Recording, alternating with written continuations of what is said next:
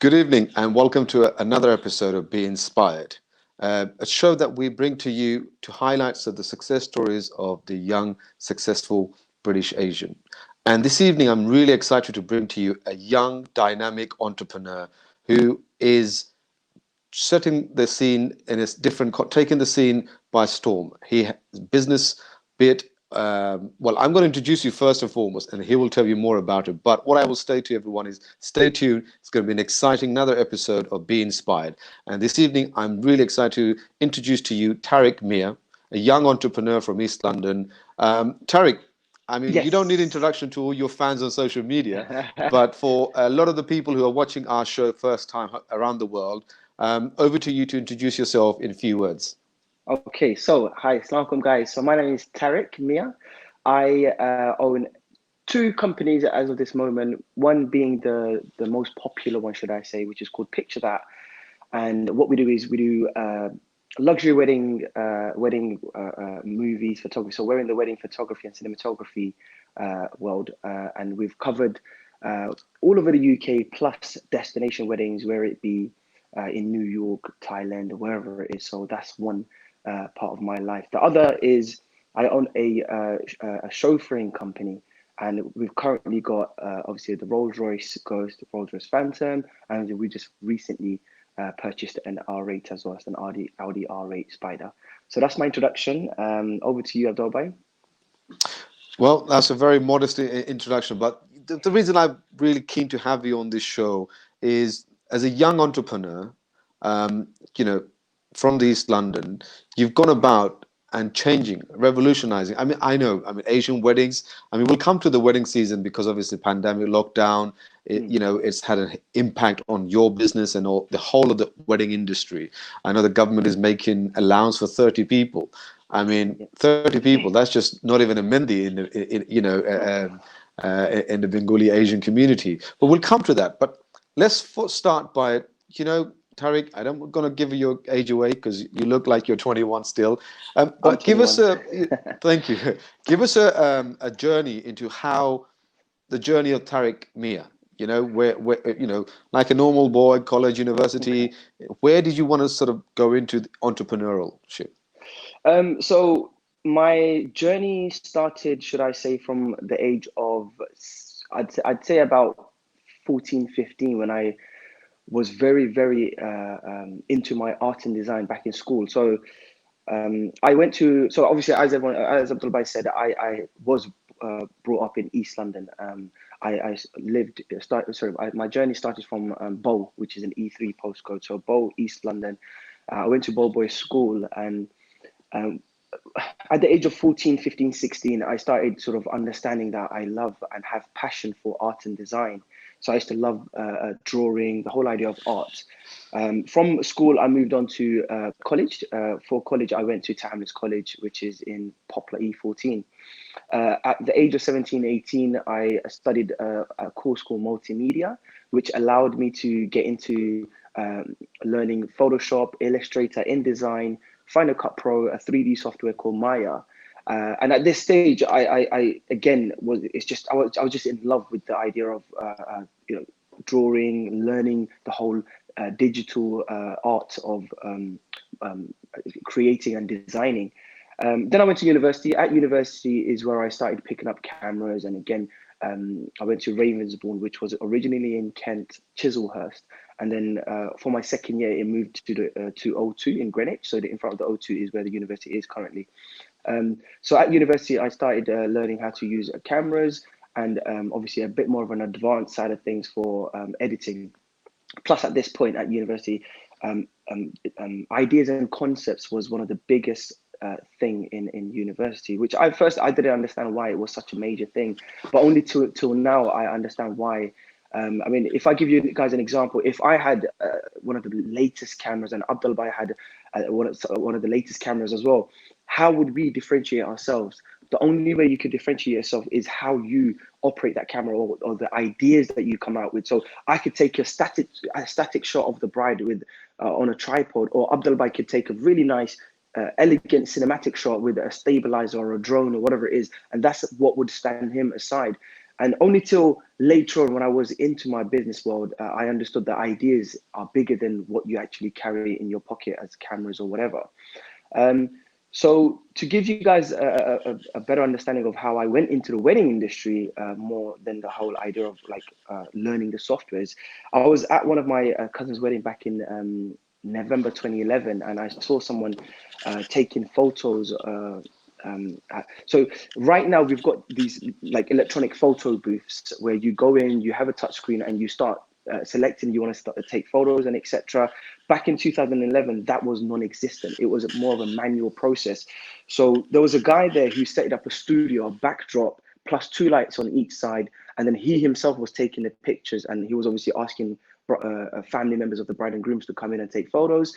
And at that point, he would take the photos, and he'll have an inkjet printer, a normal everyday home inkjet printer, and he'll take those photos into the computer and print them out, and he'll sell one for £10 and two for £15 on little strap mounts. So those school end of year school photos that you have, card strap mount photos, covers, and then he'll give them out to clients. And I thought to myself, why can I not do that? Why can I not start doing something like that? The guy seemed to be doing all right. So Alhamdulillah, the following month, literally December. So I remember the 11th of December was my first job that I had. So the following month, I went and invested about £1,500 to buy my cameras, my lighting, printer, ink, paper, the whole lot. Obviously, prior to buying all this, I had to sit down and do a lot of research. Bear in mind, this was my very first time buying any form of equipment or anything. So it was quite tricky.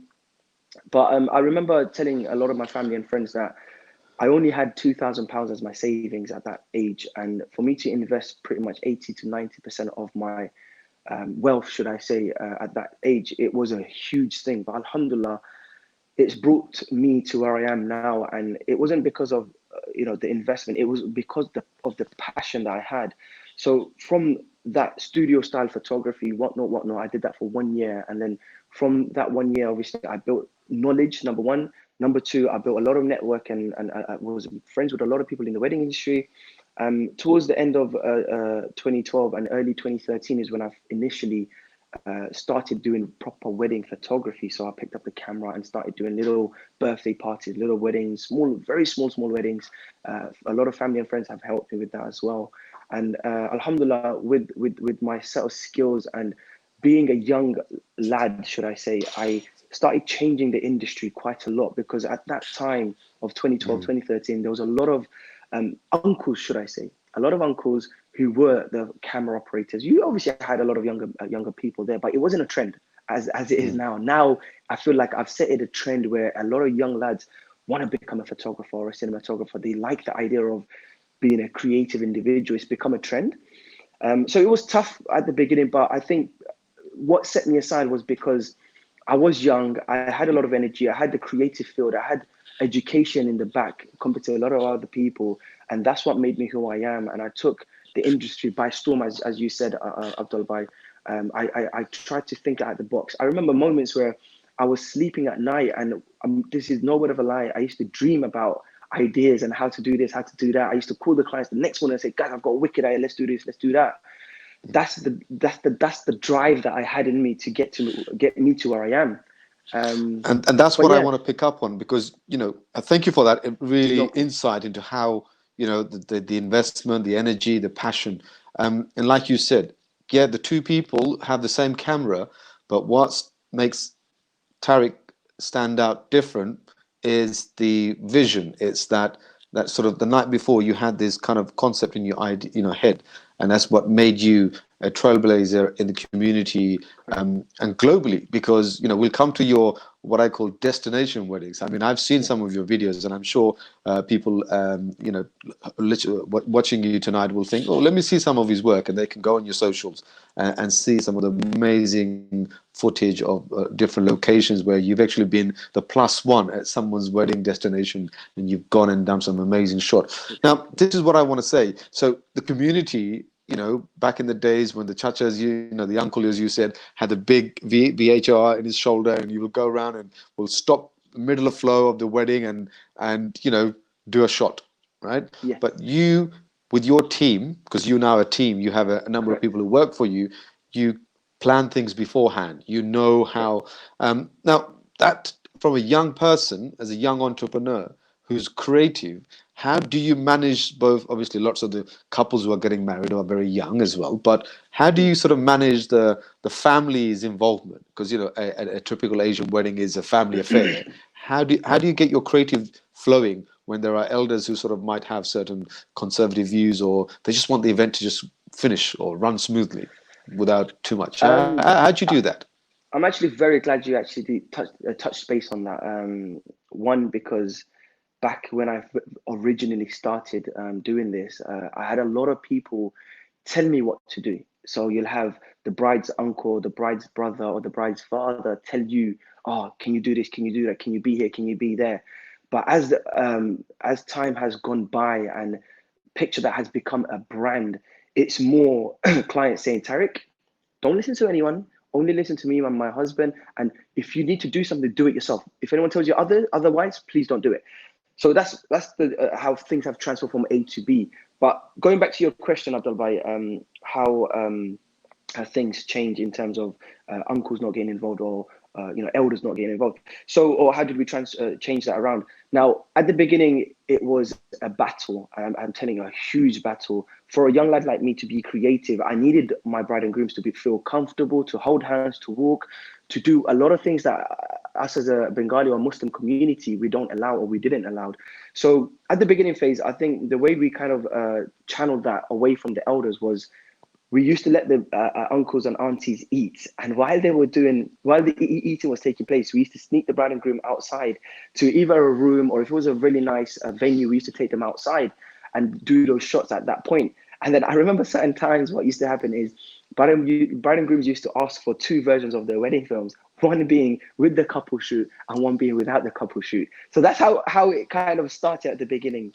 But now, alhamdulillah, nearly 8, 9 to 10 years on, it's become a norm. And plus, another thing I have to add there is our clientele base has changed. And what I mean by that is, you still have clients who are not willing to do certain things like that, which is obviously fair and fine. But then you have a lot of clients who see our work and love the work so much that they would only come because we can create these things, or because we can give those kind of moments and those amazing pictures and videos for them. So now it's become so easy. They actually want us to do that, or they want us to innovate even more and beyond and say certain things that they've not even thought about themselves. So that's the transition, Abdul Bhai. Okay, so now we're talking going to the innovation. Now, I've seen Yes. some of your videos in Thailand, in Dubai, in New York. I mean, it's pretty much global. Talk us through like a point where somebody comes to you and says, you know what, I want to go to Thailand and I want Tariq, you to come with me, get your kit, your drone and everything and shoot a video, which to be honest with you, looks something out of like some, It does. not Bollywood, but Hollywood movie stuff. Talk us through that and how do you plan that? Because Um, it's about the location. You might not have been there yourself. How'd you True. do that? So when they approach me with an idea like that, automatically, obviously, as anyone would do, it brings an excitement, and that excitement is what channels the way you think. And what I do in at the beginning phase, obviously, as you mentioned, Abdul, there's a lot of places that I personally wouldn't have been. So it's quite tricky to kind of say, hey, let's go there, without knowing where you're actually going or what this country brings to you. So what I do is, obviously, once the decision is made and everything's been booked in, I actually have to sit there and do a lot of research. Now, a little thing that I always say to myself is, when I do my research, is yes, when you go to a certain location in a country, anything that has a tourist destination idea to it, it's always going to be busy and packed. I try and avoid those locations and try and go for certain locations where it's not as busy. Only because when it comes to wedding photography or any form of creative photography or cinematography, you need a lot of time, and you need the location to be empty, because we're clearly going there for location. We're not doing a documentary about that place where we need to see a lot of people. It's about the bride and groom plus that setting. So I do a lot of research to find out where we could go, and also look at Google Images or other potential videos that have been taken there, whether it's other wedding movies that I can have a look at, or just generally other videos, really. So that's what I would do. I do a lot of research, check those places out, and see what would work for me. And with those locations, I'll create an idea or a storyboard of how we can create a really nice A to B kind of shooting style. Excellent, thank you. Now, obviously, you're involved with the wedding industry, and this COVID-19 has had a devastating impact on your industry. But before I talk about well, what is going to be a very quiet summer, I think for a lot of you guys in the industry. But let's just go back a little bit. You talked about another element of your business, Yes. the sort of the luxury vehicles. Now, I've seen a couple of your cars, and my God, I know my son loves your cars, the collection of your cars. How do you, because there's a capital investment, there's another element of the business because you're hands-on. You've got a number of staff doing all the videoing and all the traveling and everything. I mean, it was quite a great idea to link what a wedding couple need to sort of to add to the glamour of the wedding, a prestigious vehicle. I mean, talk us about how that came about. So I'm gonna just add something in there on top of what you said, Abdul. Me as an individual, I mean, obviously you've said I'm a young entrepreneur, and I think it's important that a lot of people in this on this channel who are watching understand that I didn't, or no one gets to where they are right now in a successful kind of side of things by doing everything perfectly or doing everything right. Um, so to start off with, Abdul, you said it was a smart idea that I added something which is adds a bonus for our clients, and it kind of allows me to channel them to kind of take another service which is part of the wedding as well. So back in 2015 or 16, I used to actually open a couple of different businesses. One being a decor company. So I used to own Medina Events, which is currently known as Lux Events, if I'm correct. So that obviously it was good at the beginning phase, but then things happened, and I had to kind of jump out of that industry. Then, secondly, I used to own a catering company as well. Again, something else in the wedding industry, but it didn't go well, so I lost a lot of things there as well. And then back in 2019, if I'm correct, February of 2019, Alhamdulillah. At that point, I went and bought a Rolls Royce Ghost from HR Rowan. And by me doing that, it was one that obviously I love cars. I love the idea of cars. So I bought it for a bit of a personal use as well as to try and make something out of it as well, like a business. But the luxury wedding chauffeurs, it did so well, alhamdulillah, in the next 6 months from Feb to the next 6 months that I got a lot of clients who wanted the vehicle. I primarily think it's because obviously of my network in the wedding industry plus the plus picture that has helped me a lot. So it went from a personal slash business to fully business. And a lot of my clients who booked us for wedding photography and cinematography automatically took the vehicle as their own wedding vehicle as well. And that helped me a lot. And just recently, nearly a month or 2 months ago, I thought to myself, we've got a luxury vehicle. Why not go ahead and buy a supercar as well, which would help with certain brides perhaps who want a quick drop, or brides' brothers who are not able to hire a supercar because of the age limit or whatever it is. And we could give that vehicle as part of the wedding as well. And personally, I can drive that car. So those are the two vehicles that we currently have. And I think it's worked out amazing. We've done a lot of things. And with COVID, Abdul, you've obviously touched base on that. It has affected business a huge amount. One being that the existing clients want to postpone or change the package, or as you mentioned, only 30 people are allowed to be in one particular space. That in a Bengali or Asian community is a complete no-no. Let's be honest, we have weddings up to 1,200, 1,500 people. Have you ever heard of weddings taking place for 100 people? I don't think we have. Now, 30 No. people is just about doing well for a nikah ceremony, and that's it. So it's really affected business. But alhamdulillah, you have to keep your head up high and continue. And it's at this moment, people who are running businesses are tested. You're tested for your patience, for your skills of how to kind of bounce back out of this, so your new ideas and whatnot. So inshallah, let's see how it goes. It has affected, and I'm hoping we can fight through this and come out of this well as well. Okay. Now, I'm sure we will see, and I'm sure many viewers will be wanting to see your work, and they definitely can go on your social, picture that Instagram page. Now, let's talk a little bit about Tariq, the person, because like you said, you have become a sensation in the community. You've got a huge amount of followers, and you do some amazing other work. I mean, one of the recent work that a lot of people will might or might not know is that you were one of the people behind capturing the amazing footage of the azan that was taking place Yes. at the Canary Wharf.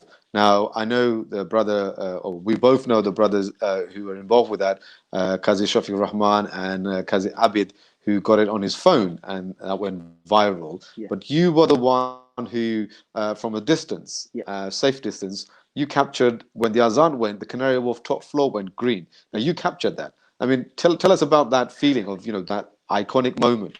So originally, when I got the call to do the recording, I was a bit confused. I was like, "Huh, what is going on?"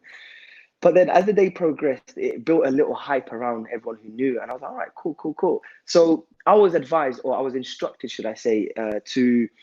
So it was Ramadan, obviously. So the Azan took place. It was Ramadan. So I was instructed to go ahead and break my fast, and then as soon as possible, take out the drone, go ahead and lift it up and face it towards Canary Wharf as it will go green. So what happened that day is obviously me and my family, we sat down to break our fast. They wasn't aware of this, by the way. So we broke our fast, and I obviously broke my fast with my date and whatever it was. And I quickly went outside in front of my door, lifted that drone up, and I took it as high as possible. And I turned, because it was facing the opposite way, I turned it around and I saw the Canary Wharf lit up green. And I was amazed. I was like, mashallah, this is incredible. This is a historical moment. And I felt so privileged to be a part of that moment. And what was amazing is the fact that I knew 100% that I would be the only person who captured it on a drone and it went green. Obviously, I was the only person. I knew that for sure. And it gave me a feeling that I was part of history, and I was part of creating that moment, because it would only be that one footage that would go around, it would go viral. Yes, other people who were there in front of the van took it with the mobile phones or professional cameras, but I felt quite privileged that it was only myself who took it with the drone, and that image did justice as well. Well, over 2 million people have viewed that footage or that particular combination of the azan from, like, I mean, I'm showing my hand, which is that facing view of the azan being called by our good friend Shafiq, and then you from a side angle capturing that amazing drone footage. So that's a once in a lifetime opportunity to do that, and you've done it.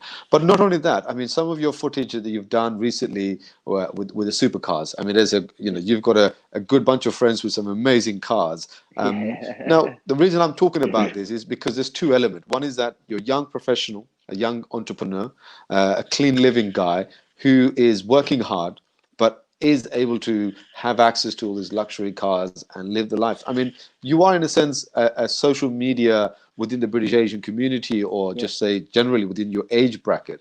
There's a sense of responsibility and admiration and a pride, I think, amongst your peers. I know a lot of your friends, you've mentioned Bow School and the local college, Yeah. university.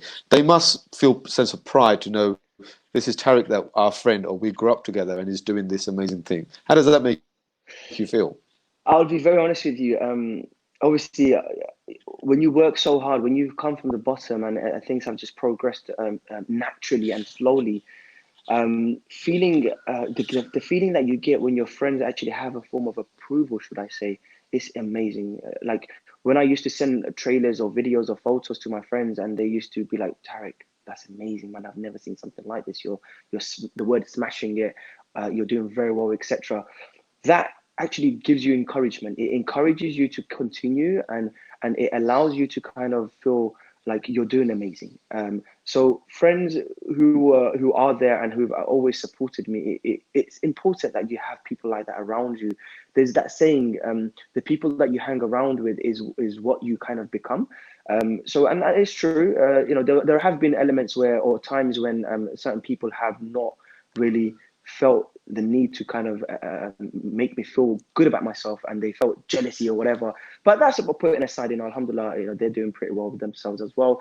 But it does make me feel good, and it gives me a boost in life, and to say, you know what, Tariq, you're doing very well. Continue with what you're doing as well. Yeah, that's it, Abdul. Yeah. So, in terms of, obviously, you've talked about the high end of the wedding industry, but Yeah, not only that, you're also involved with brand exposure. So, correct. people, other successful entrepreneurs come to you because Yeah. you've got that eye for details. Yeah. Tell us about a couple of the campaigns that you've been involved with recently. So First and foremost, with high-end weddings, alhamdulillah, like we have been given the privilege to do a huge, whether it's Pakistani weddings, Bengali weddings, Indian weddings, we've been given the privilege of doing all that. There have been weddings in Meridian Grand Sapphire, destination weddings at Addington Palace, stately homes, countryside weddings with phenomenal decor, with amazing high quality food, incredible outfits, things that I've never seen in my life, in fact. And these things actually give you inspiration or allows you to be different with your style of photography and cinematography. So I've done a lot of things and it gives me a lot of ideas. Now, with branding and with me working with other companies who like the way we take shots or create videos, I've worked a lot with Suna Musk, as you are aware of, Abdul. They've taken me on board with a lot of their campaigns, and we've come up with amazing concepts of how to get the branding out to the audience. And a lot of times we're talking about lifestyle videos and lifestyle photography. That's a lot of things that we've done, and with anything that we do, you have to brainstorm ideas, see what the client wants, what they want to portray, and how we're going to portray is obviously important. So that's what we've done. I've worked with other people, Elvet Steakhouse as a restaurant. We're working with other people as well. I'm not going to mention too much, but there's a lot of people that we've worked with, and it's been incredible. And it's amazing that they have this passion towards us, and they have a belief, should I say, that when we set a task to picture that or Tarik Miah, it will be executed well. Okay, excellent. Now, look, let's talk a little bit more about the future. I mean, the issue around the COVID is we're uncertain. However, what is it? Because obviously, someone like you doesn't sit still, right? Now, I'm very privileged to see you sometime in your less work mode, but you always got that eye for it. What is a new thing that you're thinking of? Because I mean, a lot of people watching the show will think, okay, the wedding industry is going to go a bit quiet for the next few years, or maybe even let's say a year. The car business is there. People can still want to get a car. Yeah. What new things do you want to get involved? I mean, not necessarily saying share all your details, but what new things do you think in the market? It's actually quite tough, Abdul. Sometimes, see, there's two ways about business. Is one, do you stay focused on the one thing that's giving you everything, should I say, or the one thing that's your bread and butter, or do you now say, you know what, the world has changed. It's not just the industry; the whole world has changed. Should I go channel myself into a different channel, whether it be a business or whatever it is?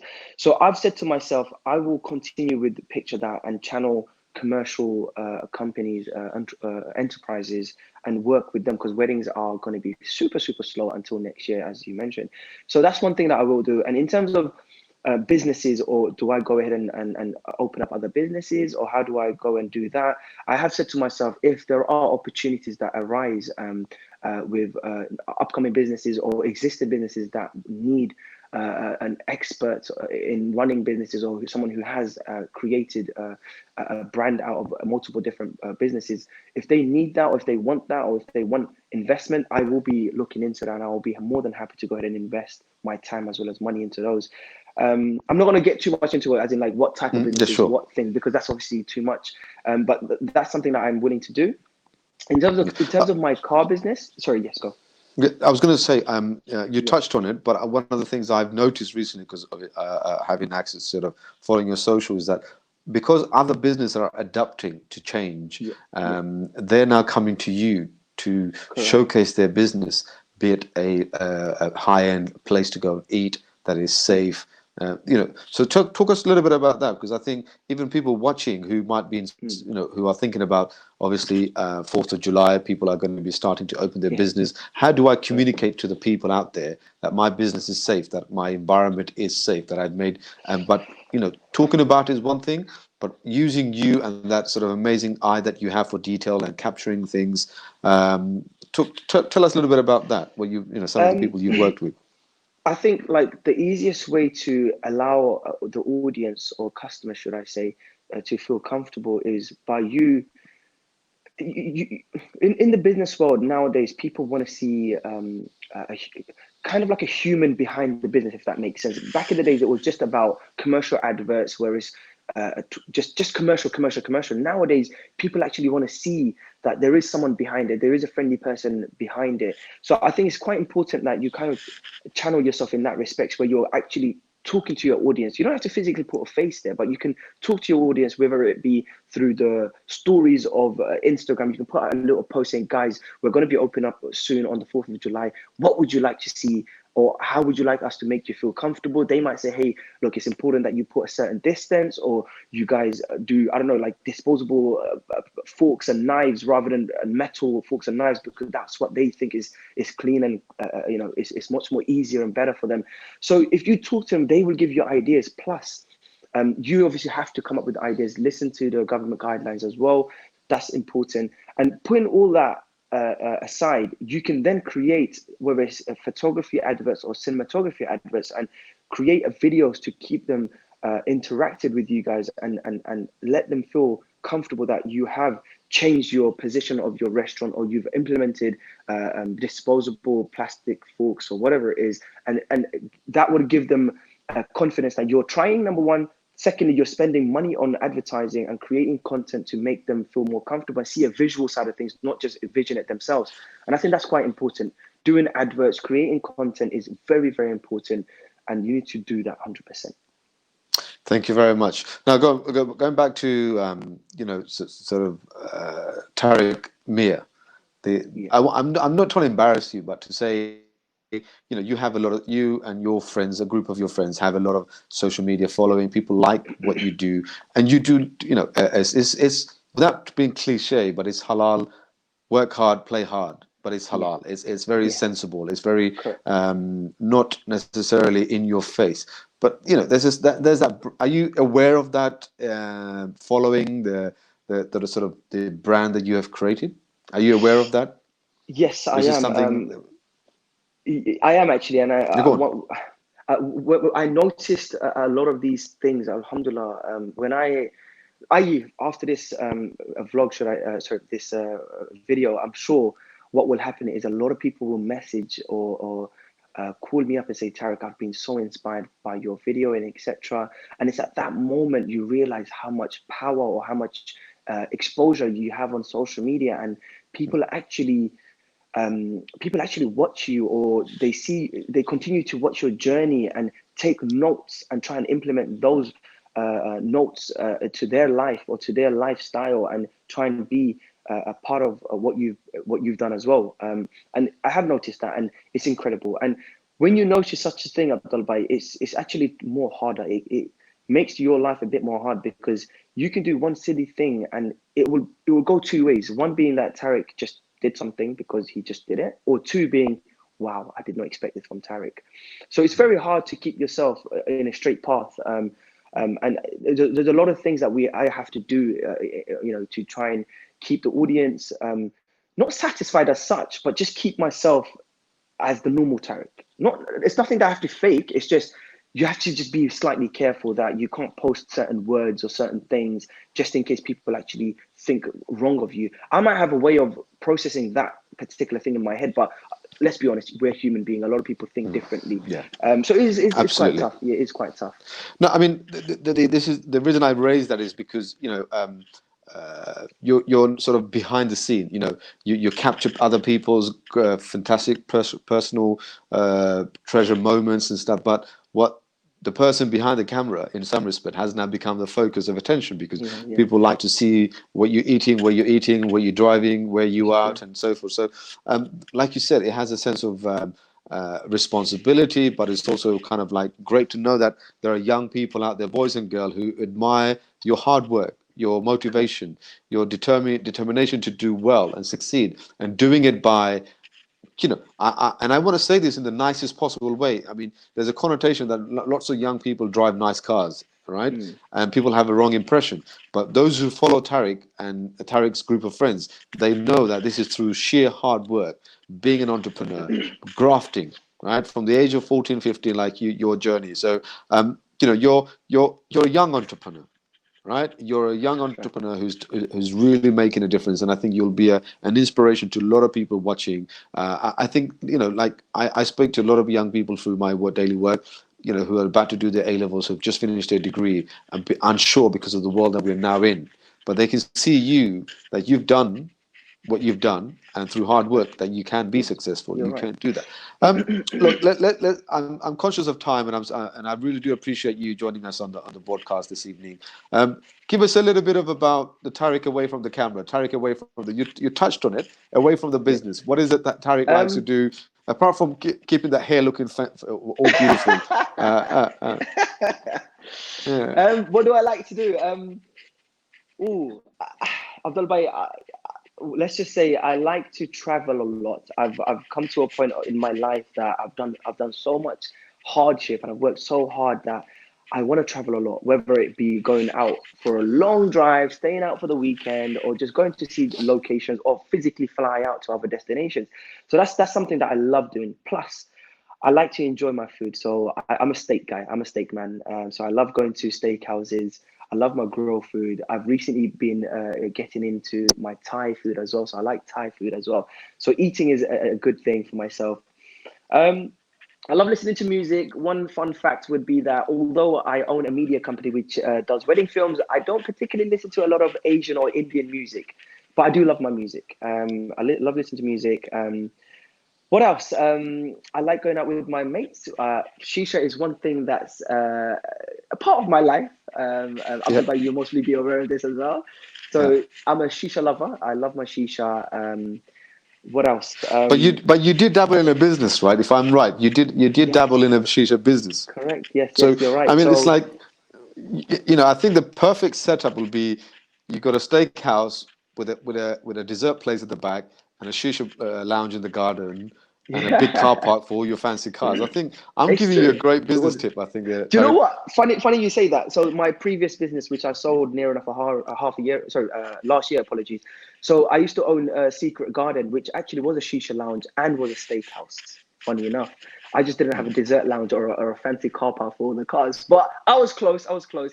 But yeah, I mean, I have had the privilege of owning a shisha lounge and a steakhouse, and I love steak there.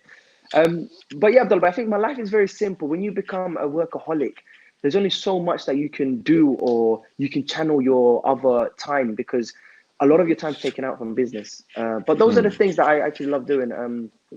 Yeah, I mean, I think that's good enough. I think I'm happy. I don't want to get into too much in life as well. No, no, no, and I appreciate your insight. But look, I'm getting to the end of the show, and I really want to thank you for this evening. But before I do, somebody watching home, and there might be Mm, 17-year-old or somebody who is in their late 40s who wants to yeah. sort of re-engage in the business and think, you know what, this guy's done really well. What can I Mm. do?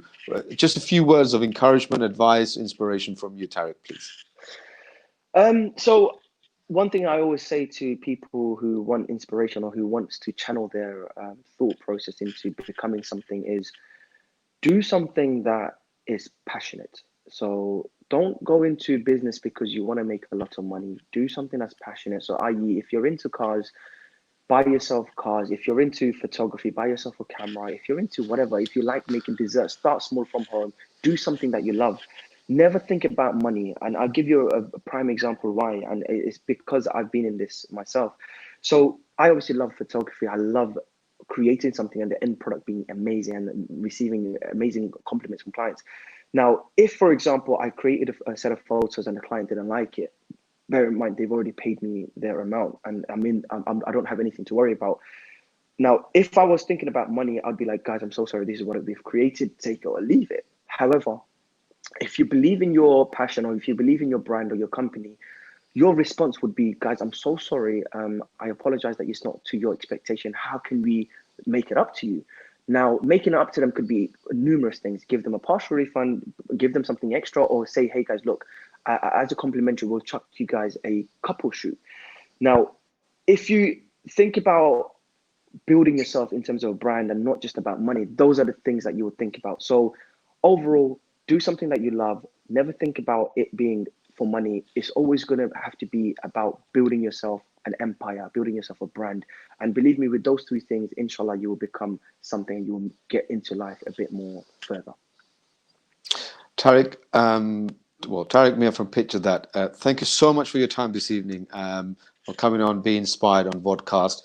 It's been an absolute pleasure.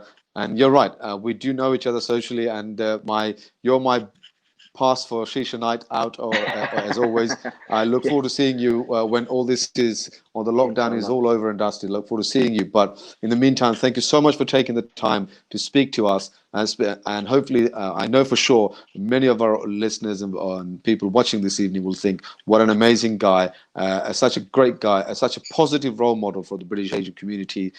Once again, thank you so much. And stay with us this evening. I hope you've enjoyed this evening show. Definitely. Obviously, you can watch it on Vodcast and play it back. Do share it with your friends and visit Tariq's wonderful sites on via social media. Until next time, next week, stay with us on Vodcast. Thank you for watching. Good evening.